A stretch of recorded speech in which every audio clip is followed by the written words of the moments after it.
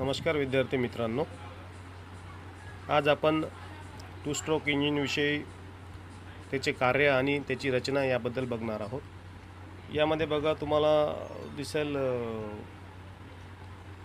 हे inlet port आहे जो दिसून राहिला. यामध्ये हा वरचा जो एक्झॉस्ट पोर्ट आहे, इकडे ट्रान्सफर पोर्ट दाखवलेला आहे.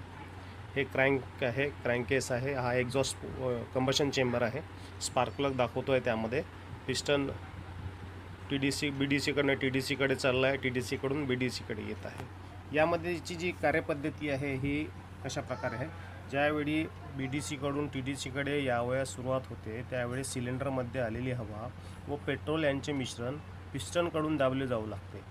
याच वेळी ट्रान्सफर पोर्ट व एक्झॉस्ट पोर्ट हे पिस्टनकडून बंद केले जातात व एक्झॉस्ट पोर्ट खाली असलेले इनलेट पोर्ट ओपन होऊन क्रँकेसमधील निर्वात पोकळीमुळे इनलेट पोर्टमधून हवा व पेट्रोल यांचे मिश्रण क्रँकेसमध्ये भरण्यास सुरुवात होते.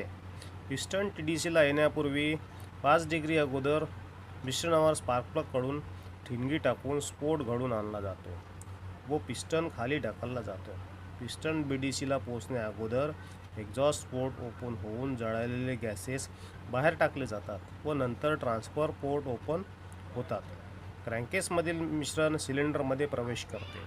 अशा प्रकारे जे वर्किंग आहे, जी कार्यपद्धती आहे ही आपल्याला सांगता येईल. यामध्ये डिफ्लेक्टर टाईप पिस्टनचं प्रोव्हिजन असतं, जेणेकरून जे काही एक्झॉस्ट आहे हे ताबडतोब बाहेर निघेल. थँक्यू.